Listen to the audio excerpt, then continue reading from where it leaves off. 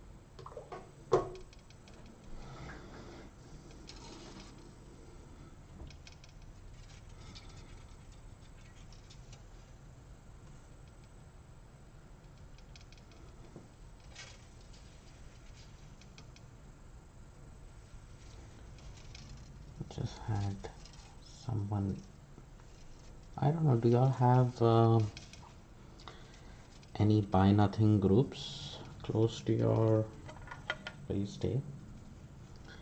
I think it's a pretty neat concept. I haven't, I think I need some extra light. Since it's all dark, a little extra light will help.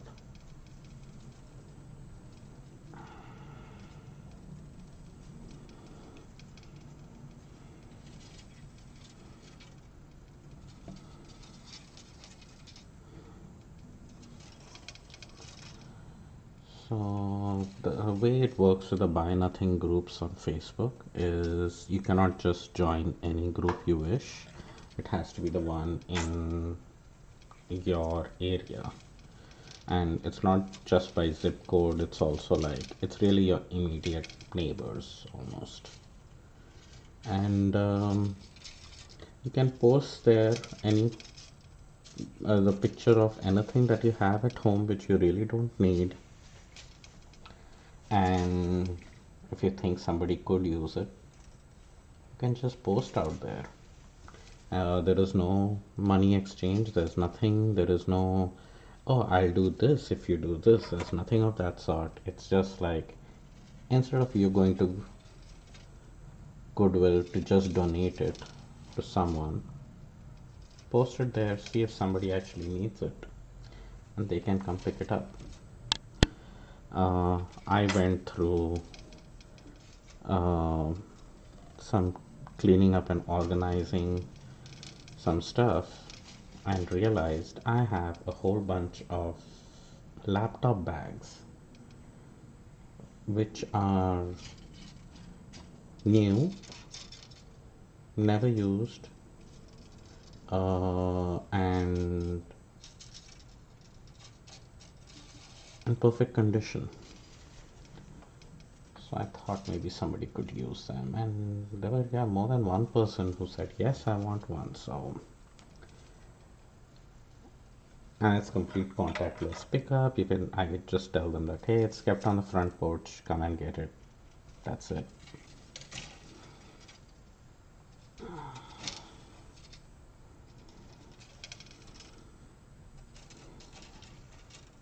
That's one person wanted it for her kids. So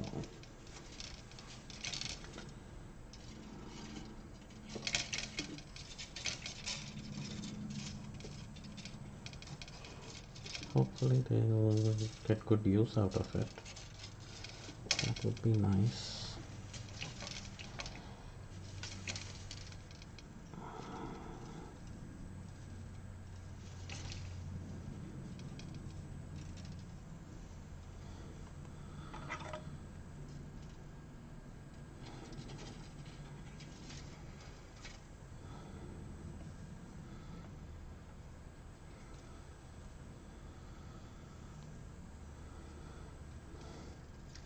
There was a little bit of mohair stuck on that yarn. That mohair is not leaving me alone. Diana, if you're watching, the mohair still hangs around. See?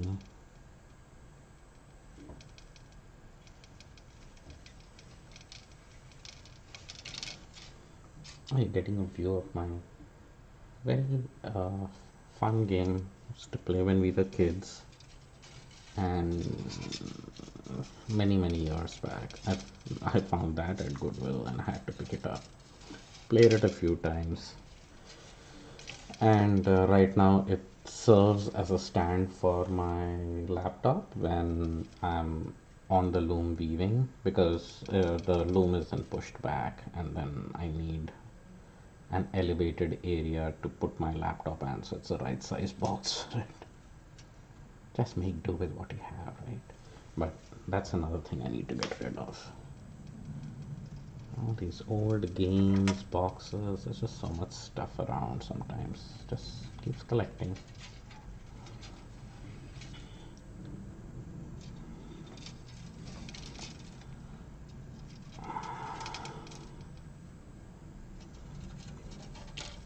Hey Wendy.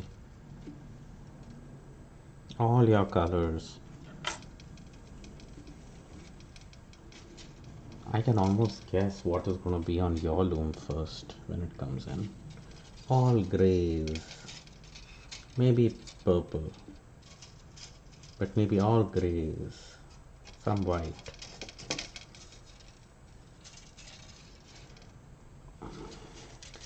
This is probably the most neutral thing I've done in a very long time, but only for now. It's all going to change. But I don't know. It's I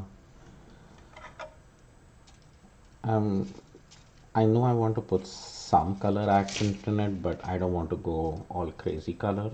I say that now, but we shall see.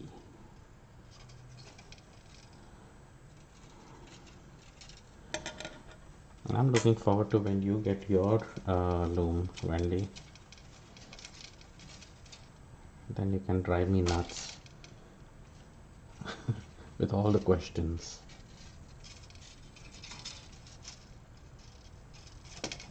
And I highly recommend the Craftsy class by Janet Dawson. I learned everything from there, and the way it's taught is pretty neat. That she keeps, there are several checks you kind of need to, she has several checks in place so that if you make a mistake you can fix it and stuff like that.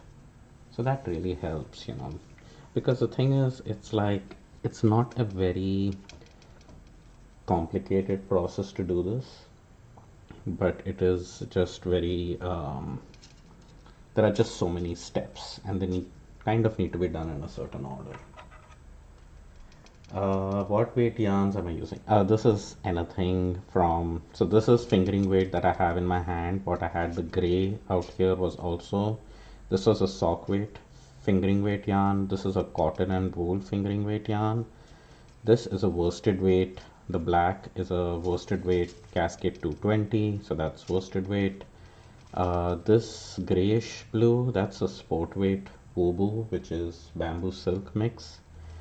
So they are all different weights. This is some extremely fine gold rayon thread. So, and then there is sequence yarn, there is some ribbon yarn out here. All different weights. That's the thing about Sauri. You can do all different weights if you wish to. And I kind of, when I was warping the loom, winding the warp, I just kept going at random and switching things around. You don't drive me nuts. I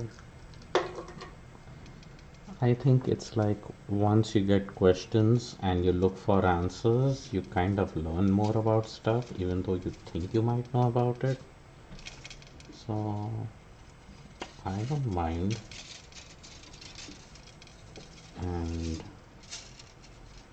like I remember doing the same research that you have been doing, whether which kind of loom would you like and all. And after all the search and everything, when it came down to what's readily available, what would fit in my size, and what I wanted to do with it, there are those things which come in place. Like I remember when I was looking at this 4 harness loom, I could get a 8 harness loom for $100 cheaper, but uh, it hadn't been used in a while. But the person said it worked. It had all the parts and everything, and I'm pretty sure I could have made it work as well. But then I was like, I really don't want an 8 harness loom, even if it's cheaper, and it was slightly bigger than this, so it wouldn't even fit in this space. So I was like, yeah, I could get it cheaper, and yes, it would give me more options than a 4 harness. Because before I got a loom, I had a tabletop, which was just a 2 harness, just up and down basic weave kind of thing, and I found that very limiting. And I was like, oh, I definitely have to have 4 harness. I cannot do the kind of things I want to do. And then I had this very slight feeling that, oh, once I start playing with a 4 harness, I'm sure the next thing I want will be a 8 harness. I think the jump from 4 harness to 8 harness is much bigger one than from 2 to 4. Not that it's more complex or anything, it's just that there is so much you can do in a 4 harness itself that it takes a while to get bored from it to move on to a 8 or a 16 harness. Yeah, because then after 8 comes 16, so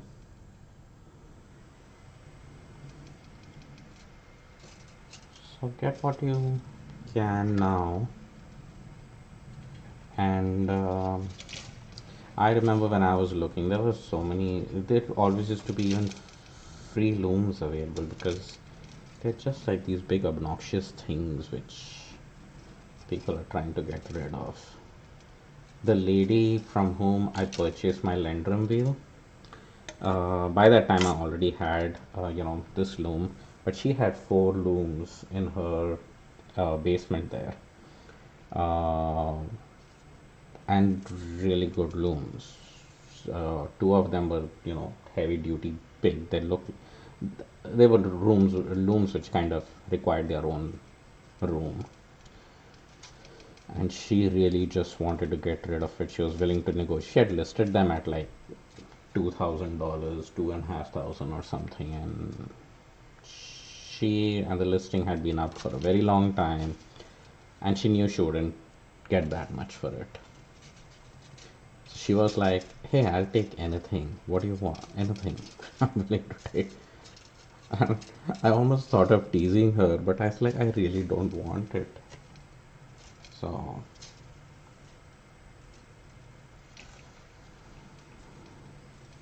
sometimes the looms just appear.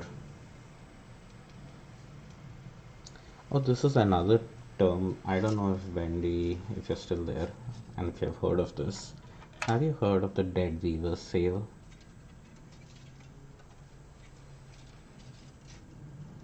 Because once I got into weaving, I kept hearing that very often.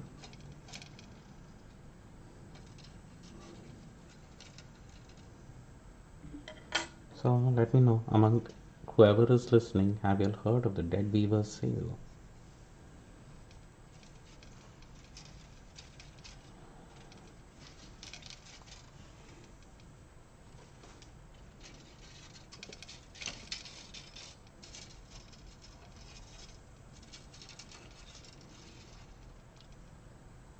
No. So basically, it's kind of known as a dead weaver's sale. When a weaver is dead, that's sale. Essentially, because it's a craft which has been known to be done only by the select old people, and nobody does it anymore. It's like, I remember I was looking for yarn once I got my loom, and I was like, oh, where will I get, cones of yarn and stuff like that. And somebody mentioned, oh, just keep looking for a dead weaver sale. It's basically they keep dying off the face of the earth so often that there's always a sale somewhere where somebody just wants to get rid of everything, the loom, the wheel, the yarn, and all of that. So I don't know if it's still a thing, but when I started weaving, it was like that's what everyone used to say. I've never been to one. Well, actually, the place where I got my blender and wheel from, that would be dead weaver sale. Because when I went in and got the wheels, and she was like, I have all this yarn which she used for her weaving, and I have all this, but it was really old. Yeah, it was like really old yarn, and means it didn't look anything great. And because it was sitting in a basement which was slightly damp and stuff, I'm like, no, I'll pass. So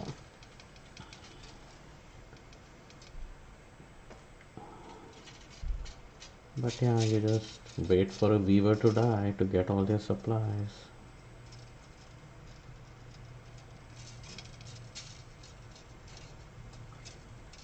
But I think you have enough yarn though.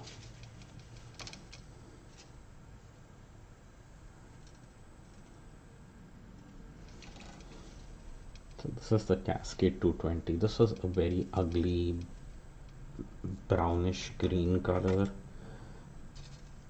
Something I was experimenting. I was actually not experimenting with color really. I was more experimenting with dyeing techniques. And I just had this random ball of yarn which was like a very bright green. I said, okay, I just need to see if I kettle dye and if I put dye in certain areas, how it'll take and all that kind of stuff. So I tried it, whatever the yarn came out, it was still ugly, which is fine. But then now when I wanted some yarn for this project, and this Cascade 220, the yarn is not a bad yarn, but I just was playing with dyeing it weirdly. So anyway, after getting that done, I was like, okay, I need some yarn for this. So I just threw that and a bunch of other yarns in my dye pot and put some black dye in it. So everything kind of got different shades of black. That's why I have shades of black, gray, and goldenish gray, and like there are warm grays in this. So that's why I'm thinking I'll most likely be, if there is a color accent, which I'm pretty sure there will be. I know I cannot do everything in gray. Yes, Wendy, this will ultimately not be a wall hanging for you because it's going to have some color. And I know you're going to scream purple, but I don't think purple will go with this because the grays are very warm grays. They're almost brownish grays. So I think it needs some warm color accents.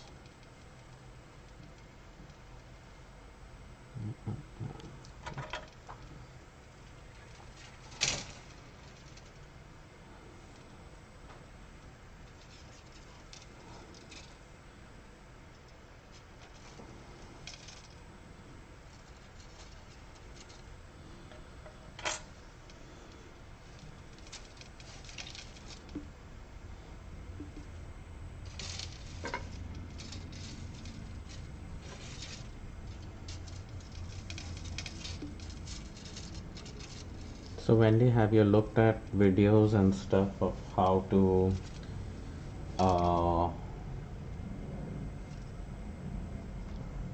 dress up your loom and all that stuff?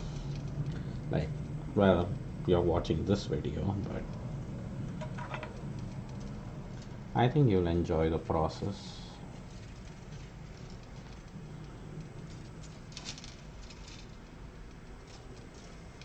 And you know, you can actually weave on your knitting machine. All right, I'll see you later. Have a fun day.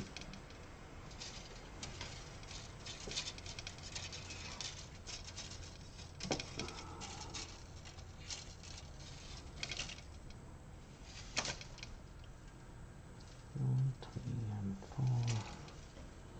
Okay, all the crazy yarns are over. These are just regular sport weight, some of my hand spun, some worsted weight yarns. So I had more crazy yarns happening in that first section there. And then in this section, it's a lot more calmer yarns, which is a good thing.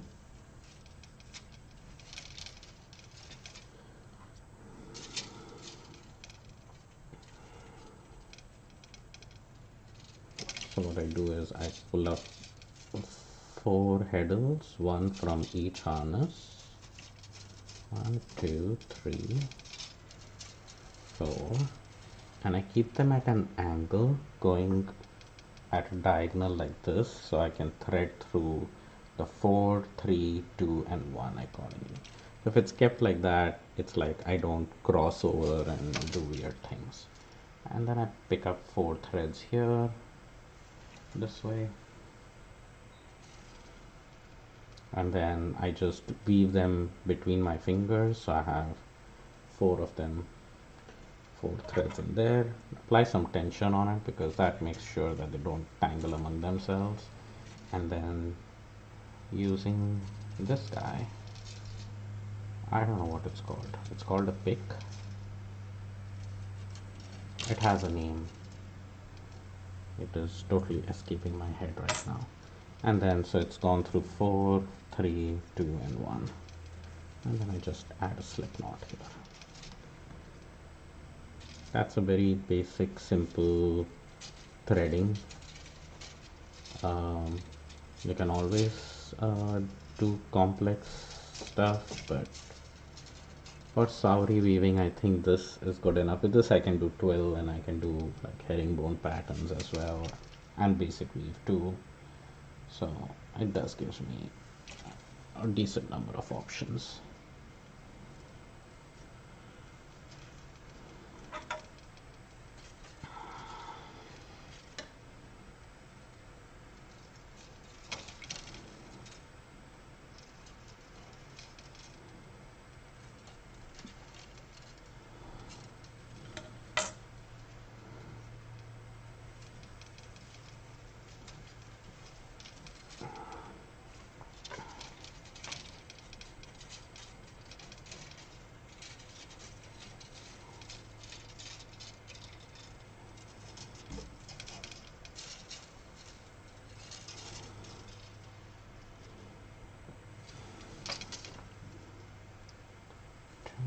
Three and 4. Okay. There we go. So that's 1, 2, 3, and 4.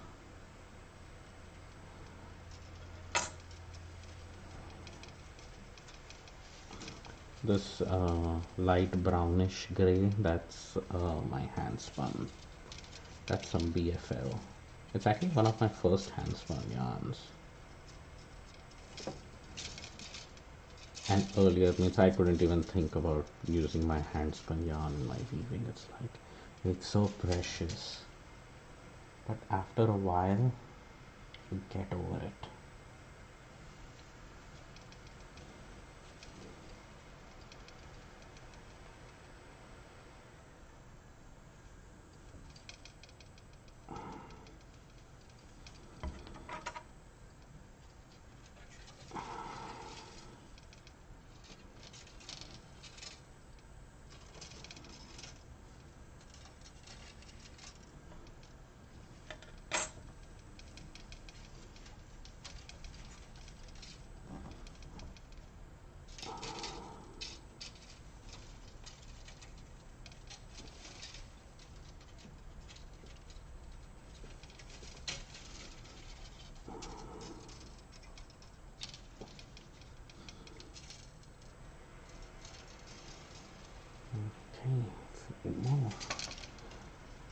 almost to the end of this.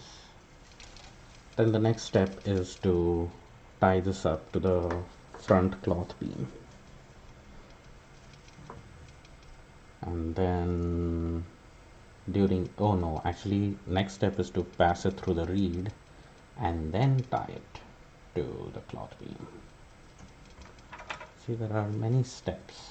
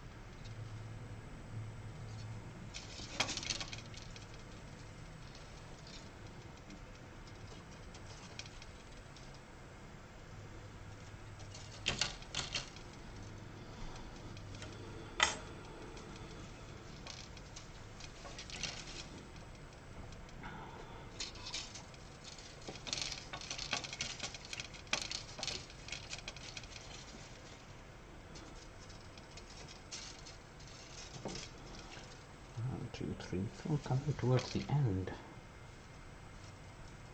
Yes, and we have the right count, finally. I was hoping this would work out, and it did.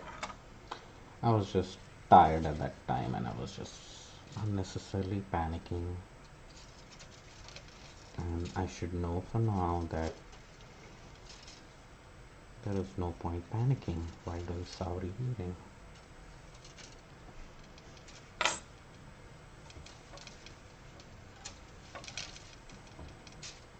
Okay.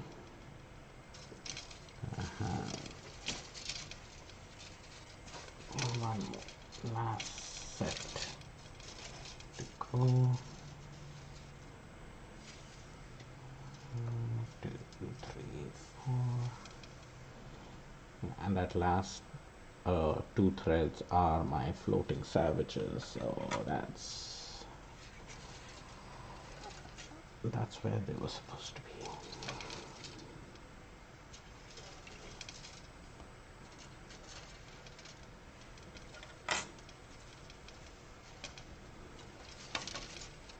And this will just go here by itself.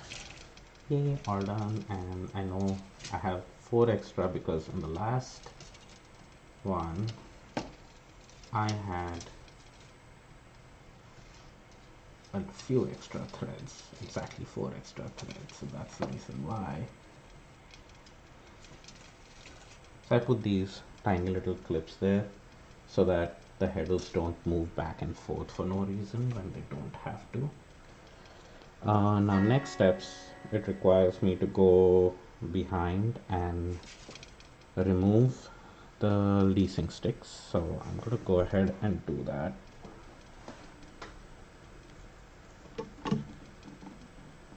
Sorry for the camera shake, because the camera wire is between my legs. Okay.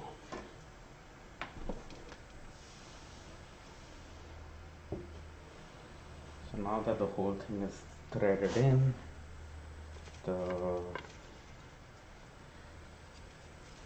Can remove the leasing sticks.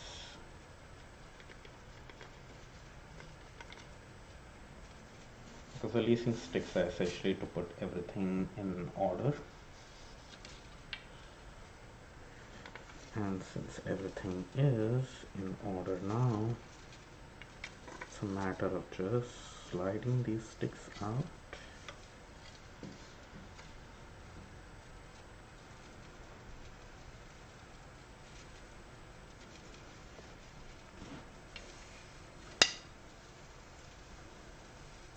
There you go.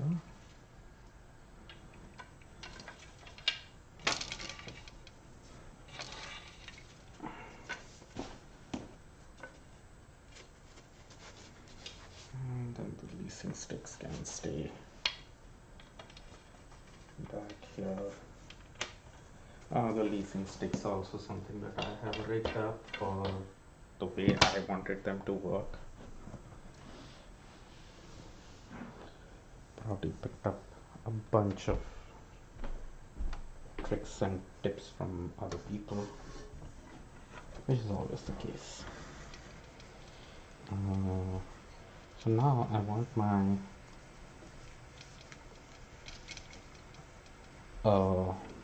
what do you call this, the beater to be held in the center, and I probably cannot see this in the camera view, but it's with shoelaces on, which are holding it in place.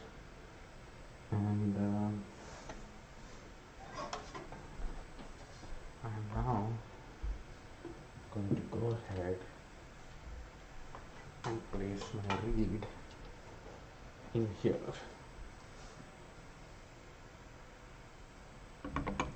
Of course, I have to make sure I don't have my tool in here. And that's the center point.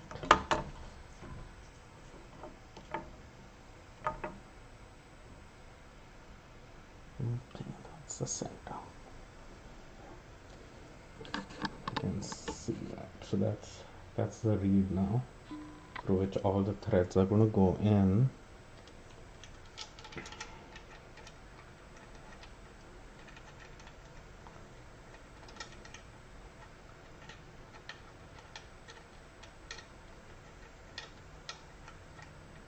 I plan to do 10 dents per inch. Like each thread will go through every dent. It's not necessary, you can do a denser one or a wider one, but I think that kind of works well for the most part.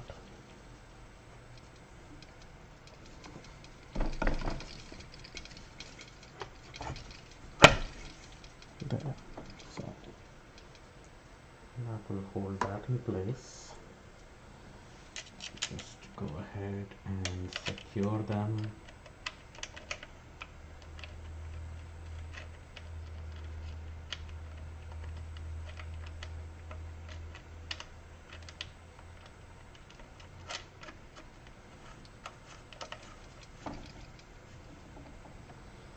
Secure it on this end.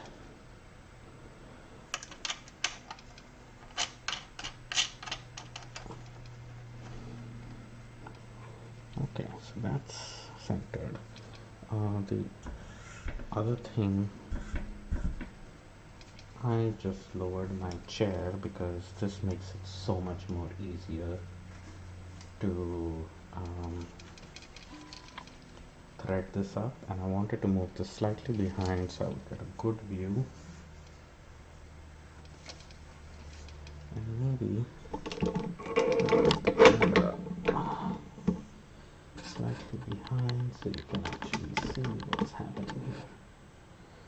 There we go. Okay, now I know because I'm doing 10 dents per inch, and I have 200 threads plus 4.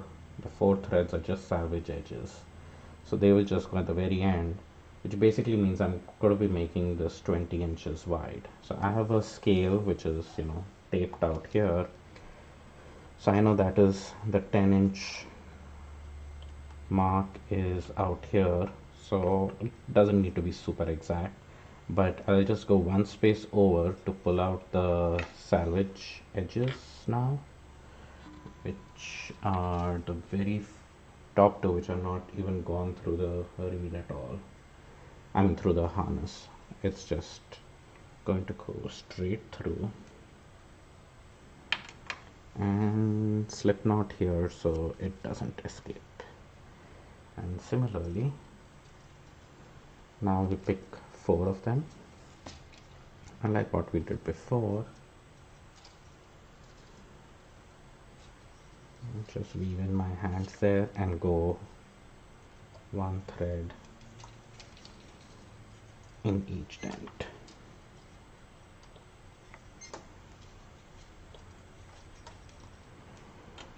And because of the way I weave it between my fingers, I know how to, which thread to pick out. I don't need to look behind there. A little bit of it is probably muscle memory, but definitely makes it a lot easier. So let's weave in your fingers through 2, 3, and 4. So that's the order in which they need to go in. So first this one, this one, this one, and then that one.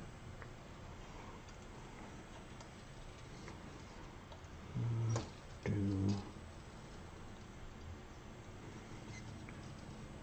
3, and 4. See what I've done? I have made those last 2 pass through the same reed. 2 more. Plus it doesn't help really that the yarn is black. It's hard to see, but oh well. We will make it work. So this is some textured yarn that we have here. The only thing you have to make sure about textured yarns is that, well, or whatever novelty yarns you have, is first of all that they are strong enough, and that they can pass easily through the eye of the headers and through your reed. I would like to use some, really crazy art yarns in my warp, but there are ways you can make heddles out of thread and stuff with which you can pass these bigger yarns through, so that is fine. The problem is that I only have this 10-dent reed, and that will scrape through any kind of textured fiber like beehives and stuff, so that is not going to work. It will just completely disintegrate the yarn, so that's not something you want. So I'm using them in my weft, which is also pretty good.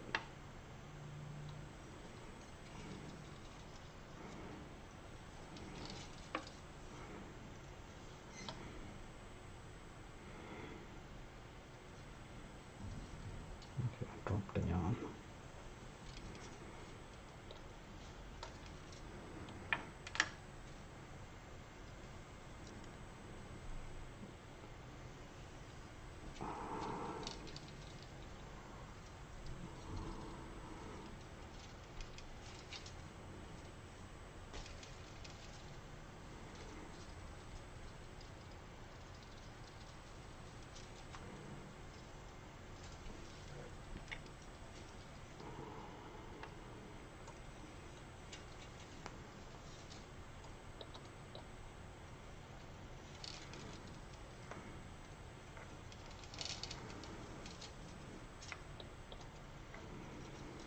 So weirdly enough, that this is the same section through which the mohair passed in my last weaving, and it is still there.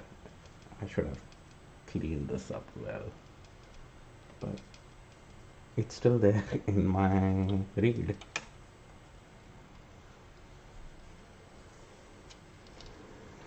Okay. Oh, this is that crazy slippery yarn. This is the rayon, which I think qualifies as maybe lace weight. It's almost like thread, but it's really strong, so I think it'll be fine as far as having it in the warp is concerned. But there might be some tension issues because it does not have the kind of stretch that wool has, so that could be a problem, but we'll see. And it is so slippery, it's even hard to keep a knot on it. It just wants to open up. So hopefully with the wool yarns next to it, I'll be at least able to tie a decent knot on the cloth beam.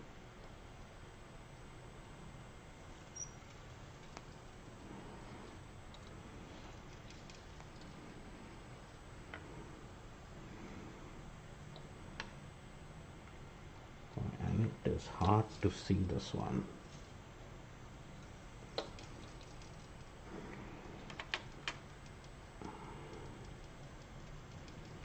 This I'm almost thinking whether it should even be at 10 dents per reed, but let's just leave it there.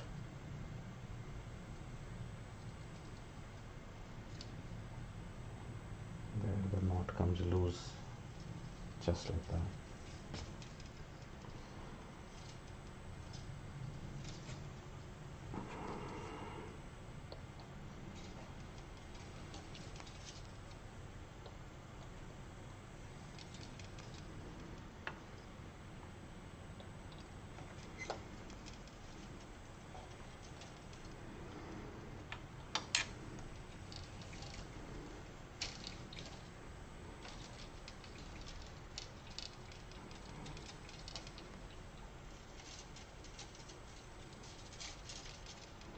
Oh, one more thing which I need to do. Well, actually, let me pass these through.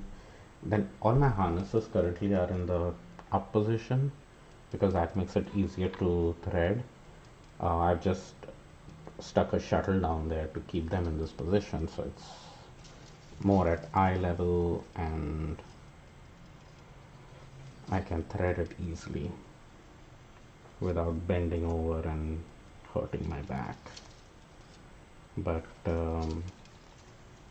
before I tie to the front beam, I need to remember to push that down because that's an important thing.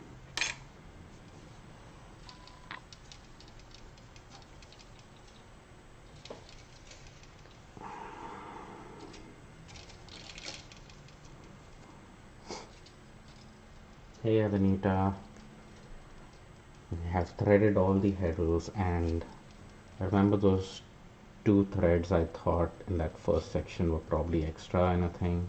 There was nothing wrong. If they were the two threads which would basically go at the other salvage edge. So there was nothing wrong with my threading or my counting. Just being tired and paranoid. Okay, what happened here? There we go.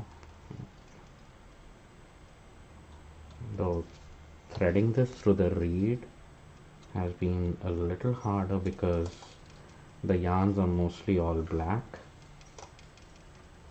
and it does make it a little harder to see.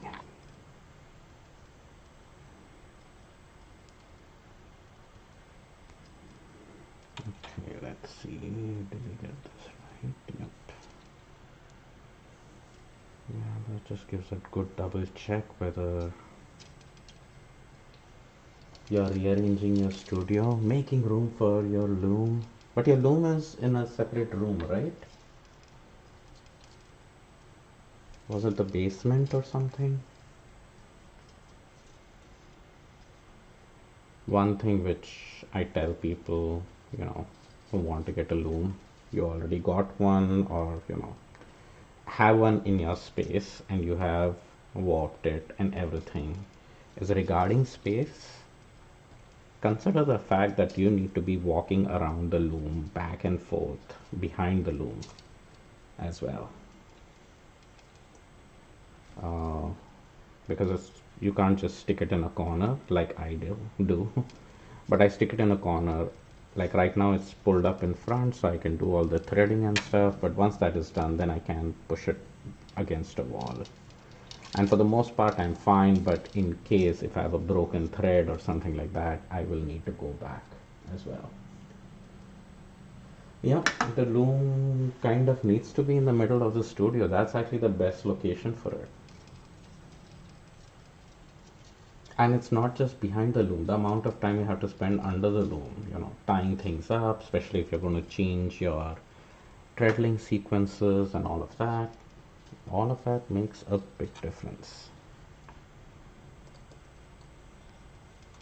So, and many weavers will tell you that they spend more time, you know, uh, behind the loom doing all the threading and the warping and stuff than anything else. Oh, fun fact, Evanita, did you know that um, when people used to weave fabric and for commercial purposes at home on looms like this, um, yeah, it is, when you're walking around, it is very dangerous, true. So yeah, what I was saying is that when people used to, weave cloth for commercial purposes and stuff, it was because the threading takes so much longer. It's like every weaver would thread their loom in a certain sequence. So whenever you wanted a particular kind of pattern on your fabric, you would basically take your warp to that particular person's loom and tie your warp to their waist threads. So you don't have to do all the threading again, and you basically weave your cloth on theirs, and hopefully they want the kind of threading that's done on your loom, and you would kind of exchange that way, because then your loom is all set for doing a particular pattern every time. So for production point of view, that makes total sense. That, oh yeah, if somebody wants to do a basic weave and they have their loom threaded for it, then do that. If somebody will have it thread for a twill, or somebody will have a very complex pattern, bird's eye or rosettes or whatever, so it it made it very efficient for everyone to just thread your loom, and then anytime you wanted a particular pattern, you would go to that person's loom and weave your cloth on their loom, or well, you weave your own cloth. What am I doing here? These threads are very long, so that's why the confusion. So something wonky has happened here. I can feel it. Yeah, something majorly wonky is here.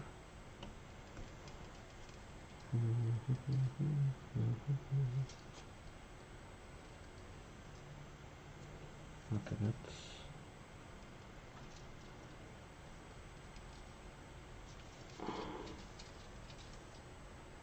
when in doubt, check again. So that's that, and that's that. So these are the 4 threads.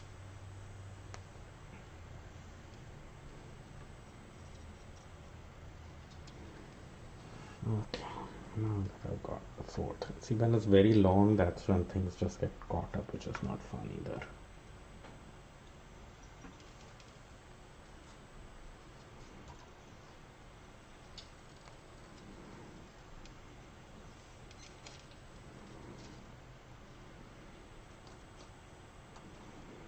And talking about using hand spun, I know, Evanita, we were chatting earlier.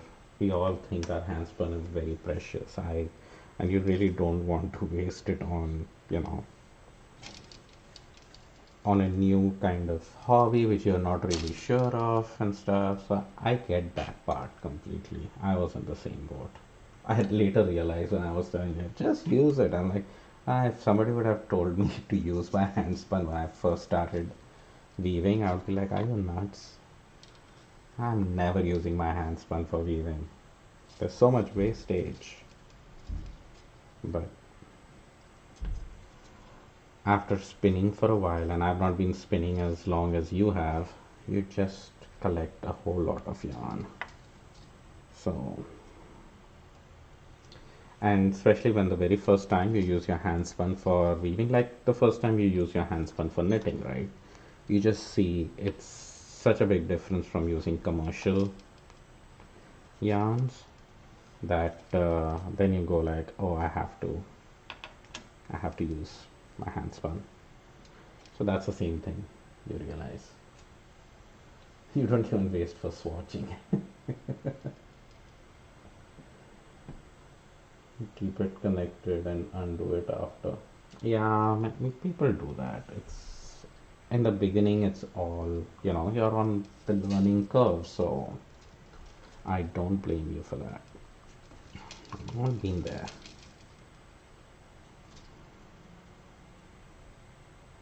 But then, it's like once, especially if I'm making a scarf, right, with fringe and stuff like that, making that swatch earlier has helped me so much, because what I really get to know from there is how the fabric will behave and all those kinds of things. But more than that, it's the shrinkage rate. I know exactly how many inches I had woven. I measure on the loom how many inches I've woven, and after washing and everything, how much it shrunk. So there are no guesses as to how many inches I need to weave in order to get a 72-inch scarf, for example. So this is being troublesome because it's a textured yarn and my slip knot doesn't want to slip.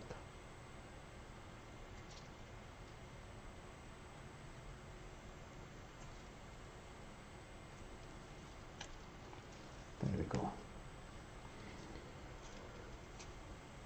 So yeah, when you do that, it does make a big difference, because then you know exactly how many inches. So say for a 72 inch, I might have to weave 84 inch, but unless you have made that swatch in the beginning, you don't know for how long to keep going. And yes, you could keep going, but you don't even want an extra long scarf, because you want to put, suppose tassels at the end, and you want to use that fringe of, or whatever your yarn is, make fringe out of it.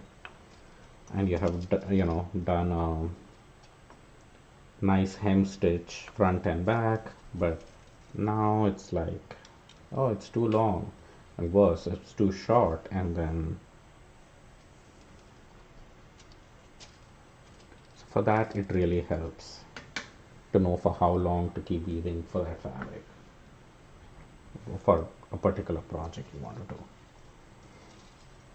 And it's absolutely fine to think of it as just making fabric rather than making something very project oriented as well,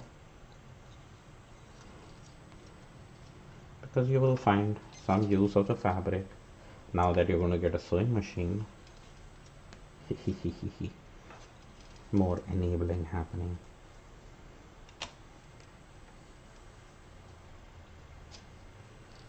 I missed your first one. I heard about a technique yesterday about a continuous warp, that you basically warp once and just keep going. Yeah, that's what it is. It's like what I was saying, that especially if you have very complex patterns put into your harness, you kind of don't want to go through the trouble every time. Like if I had something extremely complex and then I wanted to do a twill pattern, and then I'm going like, hey, can't do it right now because you know and I think you have a 8 harness, right, if I'm not mistaken. So you'll find that more with the more harness you have, the more complex the pattern you can put in. But at the same time, if to make just one piece of fabric, it takes you forever just the threading part of it, you'd almost hope that you had a separate loom to do basic weave, a separate loom to do twill, and a separate, because you don't want to sit there and thread every single time. But of course, the whole idea of having multiple looms for different threading is also kind of crazy.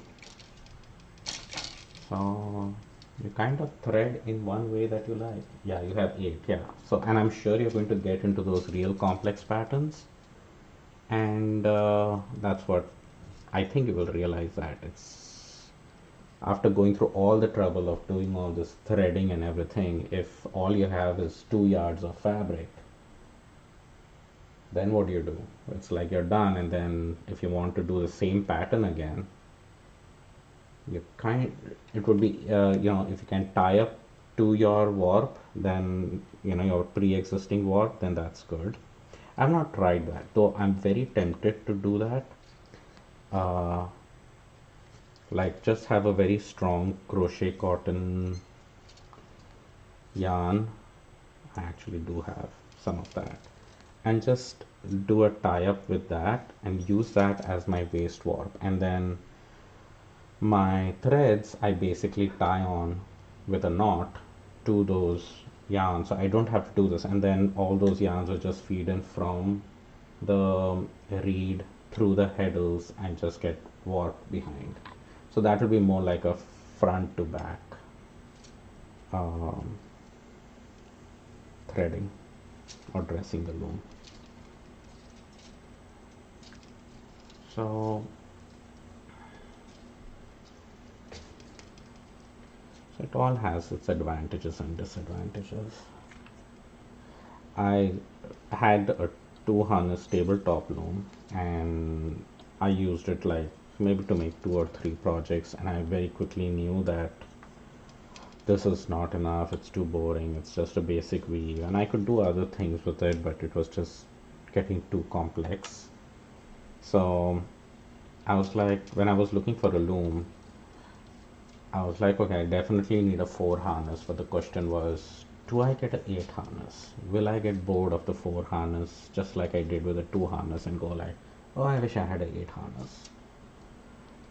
So I wasn't sure when I started, but seeing how much I've used the loom, which is not a whole lot, but also with the amount of possibilities there are with just a 4 harness, I think the jump from 4 to 8 is a little bit bigger than from 2 to 4, in just my opinion. So means it'll be a while that you have exhausted everything a 4 harness can do in order to move to a 8 harness. But again, you don't have to exhaust everything that a 4 harness can do in order to use a 8 harness. You can jump to 8 harness right now. The concept is the same. It's all the threading. That's all what's needed, and then it's just a sequence you have to follow. So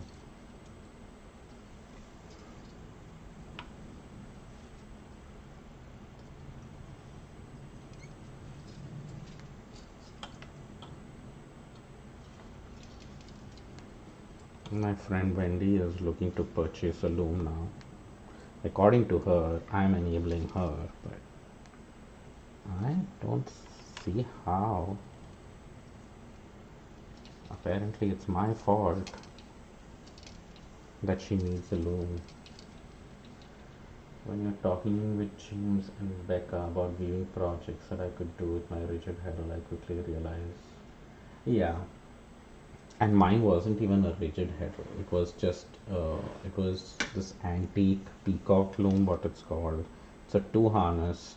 It has a fixed reed already built into that thing. You can't even change it for a different dense per inch or anything. You're just stuck with it. And then with any pattern you need to do, it's like,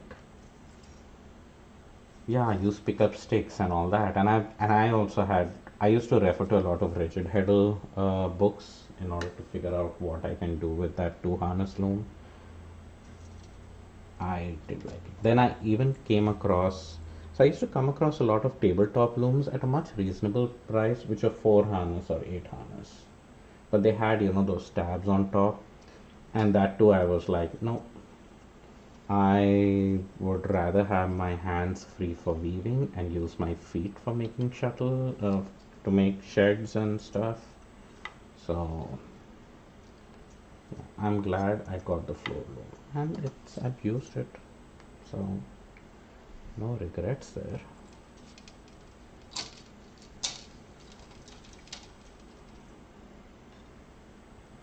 Okay, firstly the speed. I saw how quickly James made the silk sampler scarf. Yeah.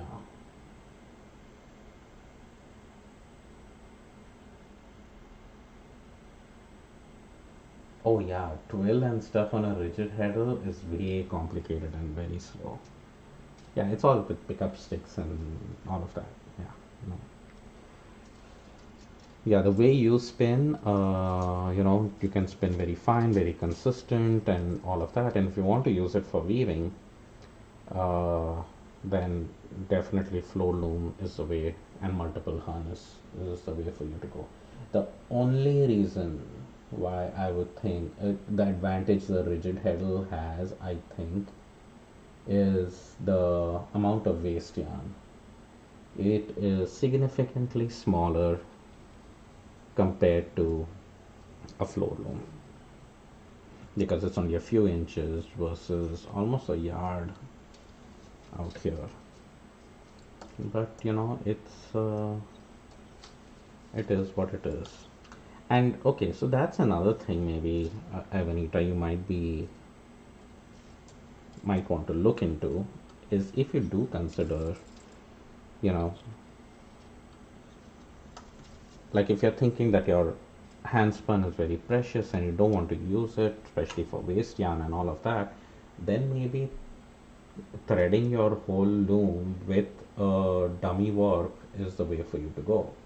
Then you just tie on your hand spun to that, and then when you're weaving, you can get to the very end of your hand spun. So you don't waste any of your hand spun and you use all of it. And that way, all that yarn which is left behind is all just your dummy work, and that'll be fine. Oh yeah, the rigid heddle. Yeah. Yeah, the rigid heddle, when I started seeing those stand-up models things, I seriously didn't get it. I'm like, I don't see the purpose of it really, because it's still so complex to do anything on it. Why not just get a floor loom? But you know, there is no right or wrong way in these things, is there? And even budget wise, sometimes those things with stands and stuff compared to a used loom are almost comparable. Looks like you send me a photo. I need to go look what it is.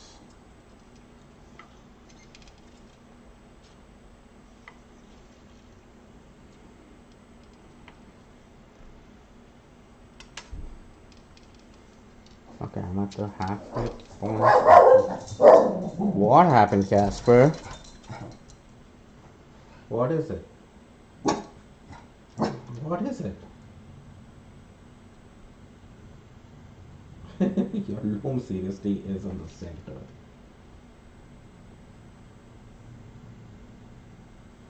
Yeah, but you have so much wall space. Please put stuff on your walls. Have you seen my studio, Evanita? I reorganized my fiber plus study office area last year, I believe. No, 2 years back. And I basically took everything to the walls, and it's made such a big difference. I got this IKEA shelving system which goes on the walls, which unfortunately, after years and years of them carrying it, They have discontinued it.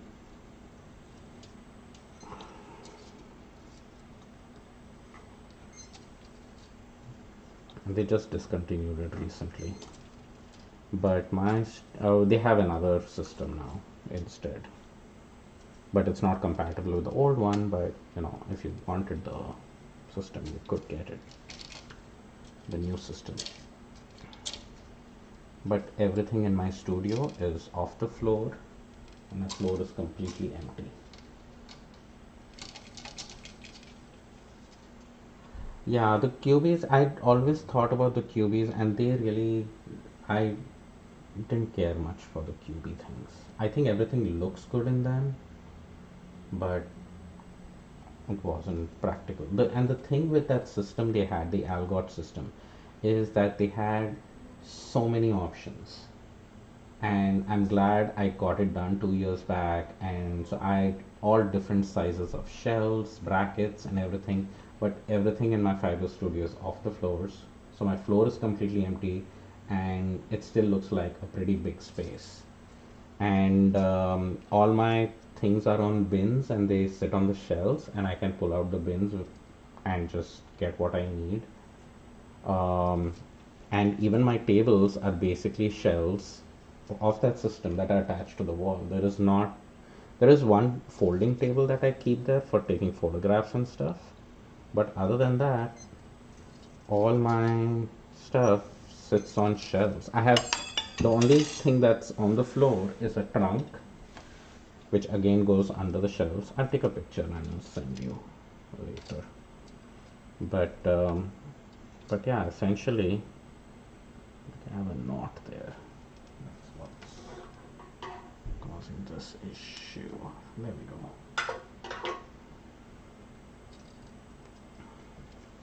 Yeah, so essentially I just have one of those, one trunk there in the room which sits on the floor. But other than that, everything is off the floor, which I like a lot.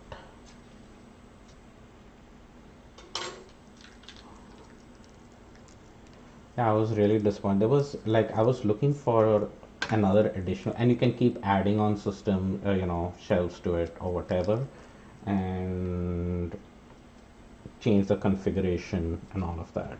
So when I got my drum carder, I was like, okay, I need maybe another narrow shelf to put here, put there, and I couldn't find it, and I thought, oh, it's quarantine time, shutdown time, they're not getting their stuff, so that's what the reason is. But no, the thing is that they were discontinuing it.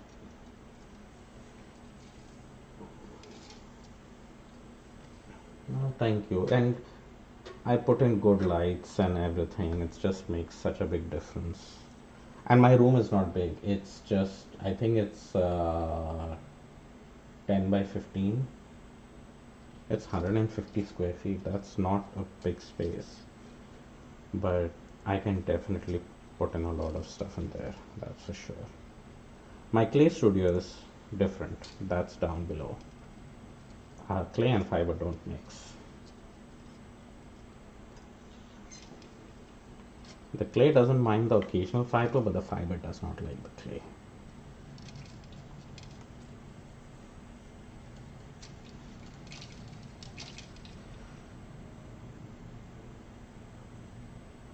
Yeah, see, that's the thing. It's like the futons and things like that. Like, I also used to have a sitting thing. I have only like one chair in the studio now, which is perfect. But all my books, everything are in the studio. My whole office desk, printer, all of that is in the studio. Like, everything fits into that room very well, and it looks quite big because everything is off the floor. So it's so easy, especially now with making bats and playing with fiber. You know the amount of fiber fluff which gets collected on a carpet, and so it's like vacuuming becomes so much easier when the floor is all clear. So that is something to consider as well. Yeah, that lighting, I I put in extra of those spotlights that you can, have them turn in every direction. I'll just put three of them. I would like more, but at the same time, I don't want all of them glowing at all times. So I have that, and I have task lights. I have a separate light for when I'm, taking pictures and stuff, a separate light when I'm spinning or I'm on my sock machine or my knitting machine. It's all the same light, but that is an additional light I put on. And those are just lamps that are attached and can be adjusted. Yeah, and we have a Roomba too, and we do like it. I don't use the Roomba much in my fiber space because, fiber fluff can get really annoying. And that Roomba, it's like if it's so small in capacity, and if it gets all those fibers stuck in the brushes, they become even more harder to clean. So I have a nice Dyson vacuum which actually stays on the landing next to my study because I need to keep vacuuming every now and then, and I just vacuumed today.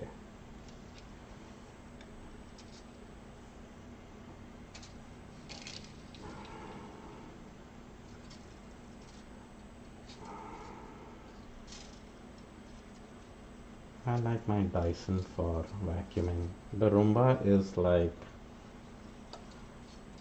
if you already, like, after 4 days or something, like in the living space, after doing the regular vacuuming, it still kind of looks a little dirty, especially with Casper, in summer, and he going inside and outside every now and then. It's just to pick up that dust and all of that. For that, we like it.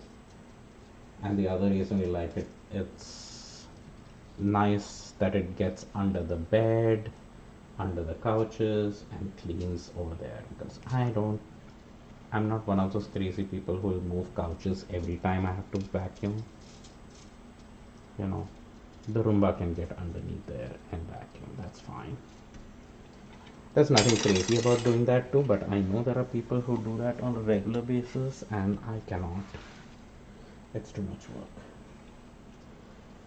to move a couch every time you want to do vacuuming. And it doesn't particularly get dirty, but I wouldn't know because the Roomba gets it. And even under our bed, it's kind of nice that, in the bedrooms, it can go under the bed and pick up stuff because Casper sometimes likes to just nap under the bed. So we don't know if he's, has brought in dirt or whatever. All right, make dinner. Oh, do send me information on the 7 o'clock spin, and I'll see if I can join in. I don't have anything to spin though, so we'll see.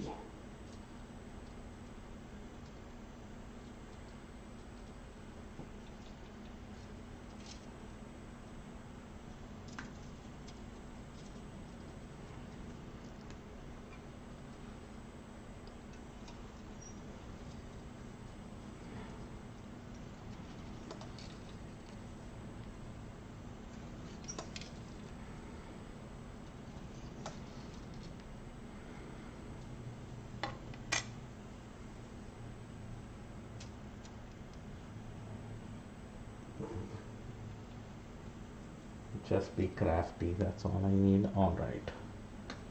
I'll probably be doing. No, actually, I should be done by this. I'll be tying up the loom.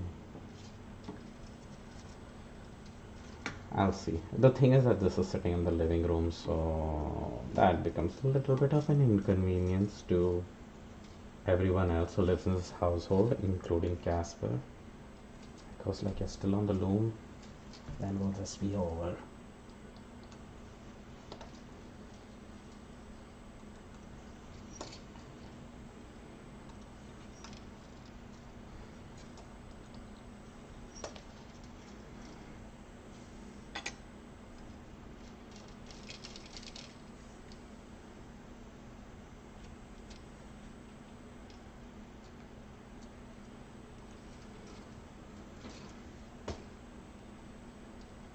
My Zoom got cancelled today, so I didn't get any spinning time.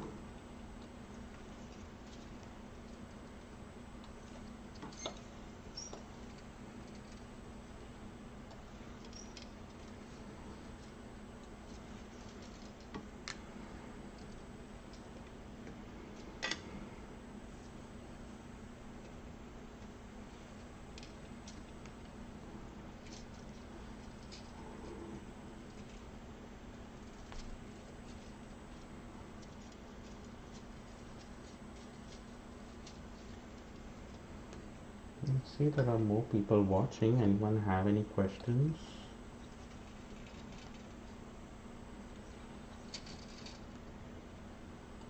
or any concerns or any feedback as to what I'm doing and why I'm doing it and why I shouldn't be doing it? I'm open.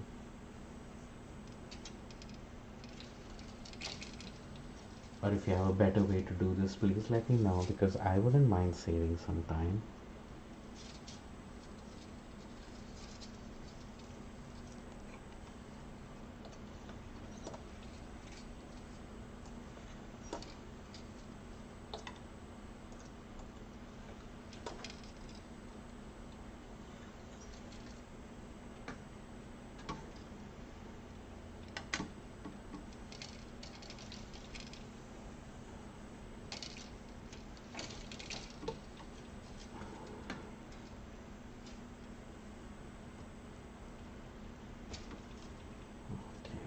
A little bit tricky. This is some sequence yarn. I'm curious to see how it holds up in the weaving.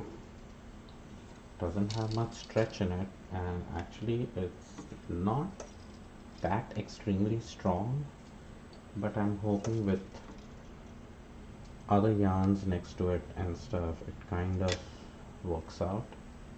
So it'll be a test. If it works out, great, because then I have a lot of this yarn in different colors, so I can always use it as a warp then. So I had to test it out. So I didn't add much, I just added 2 strands of it.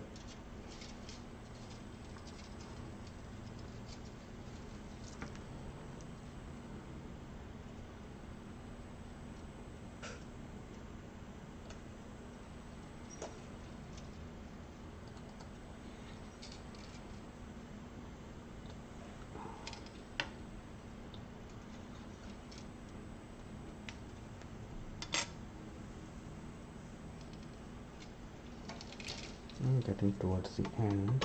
So let's move the camera slightly.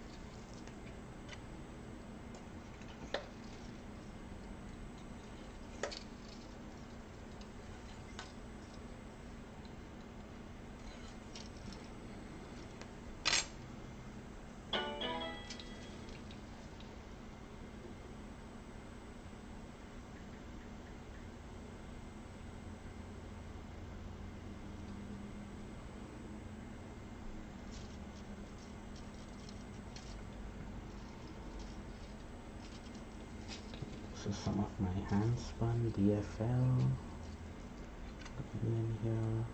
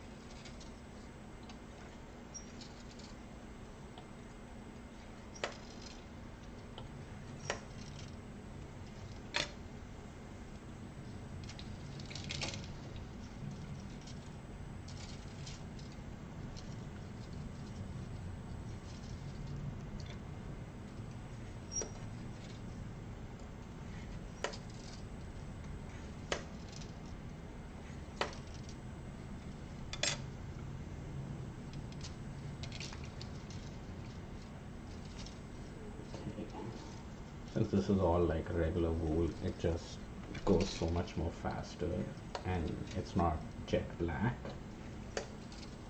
That really helps.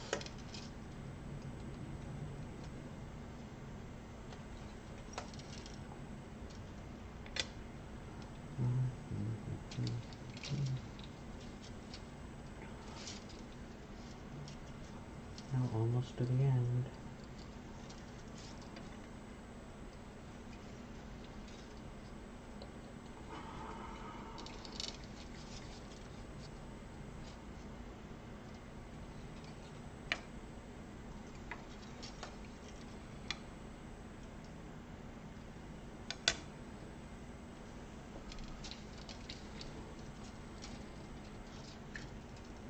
Just two more and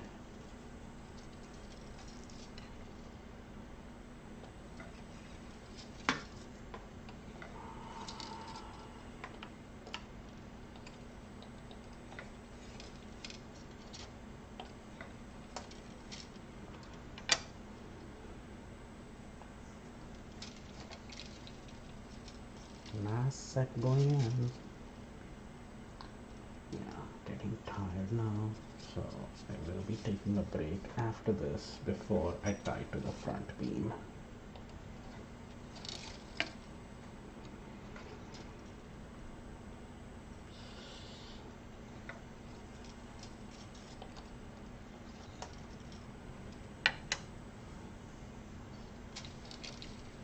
And these last two, which are the sandwich edges, both of which together are going to go through the last dent there. And is this close to 10?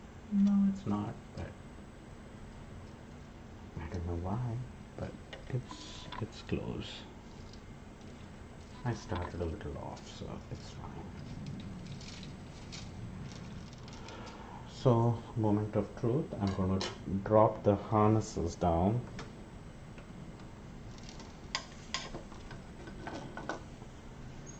And there they go. So that's how it will actually be. And then let me see.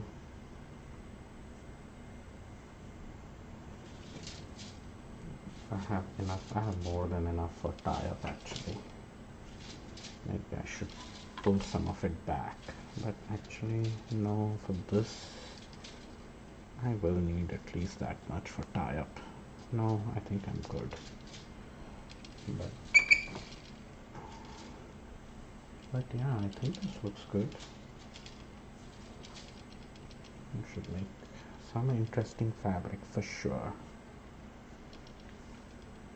And then when I'm weaving, yeah, right now it's not tied to the front beam, so it all looks good. Kind of just seeing if there are any outline things which just show up that, oh, there is something going up and it doesn't have a thread in it. I'm just doing like a quick look, and hopefully it will come. And moving them up and down this way also kind of evens out the headers. You can see they have kind of evened out nicely across. So now that that is done, I'm going to go ahead and fix them in place, which involves me going back here and clipping them on. There we go.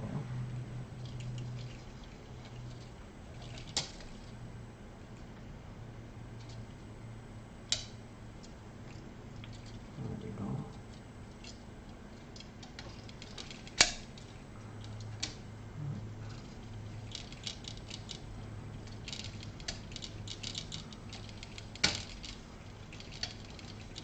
Okay. Last one.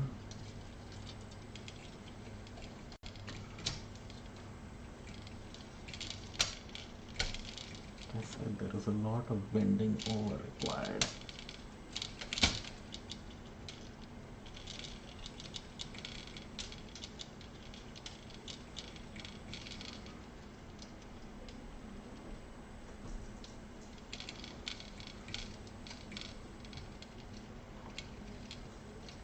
last one is always a pain for me. Always troublesome. Let's see if I can do it with this hand better.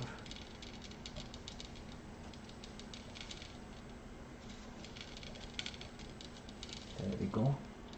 Okay, and they have moved again, so I'm going to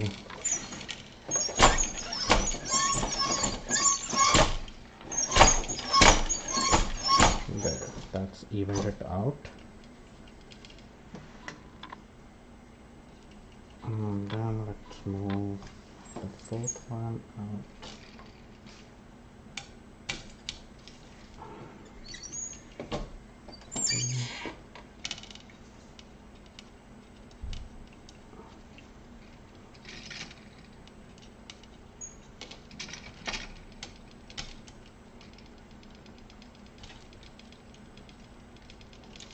So if these are not attached up properly, then it doesn't make a big enough shed. And I have woven a lot of fabrics without doing this tiny little step, and I've always gone like, I'm not getting enough shed, and I've not realized it almost towards the end that it's because I had not attached these clips on. I don't know if you can even see what I'm doing there. Let me show you here. These things, once they're evenly placed like how they are, you can go ahead and attach them there. So that just makes sure that they stay nicely in place and it opens up the shed better. So that is done. This now gets attached to the front beam. It should be this guy here. I think this is a good spot for it. Yeah. So that's where these threads are going to get attached now. Out here. Simple as that. And then once all the tension is good, I can see that it's making the right shed, threading is correct. I'm going to go ahead and push the loom against the wall and I'll start weaving from then on. Alright, well, I hope y'all enjoyed watching up till now, and I will see y'all again later, maybe when I'm weaving. Alright, bye.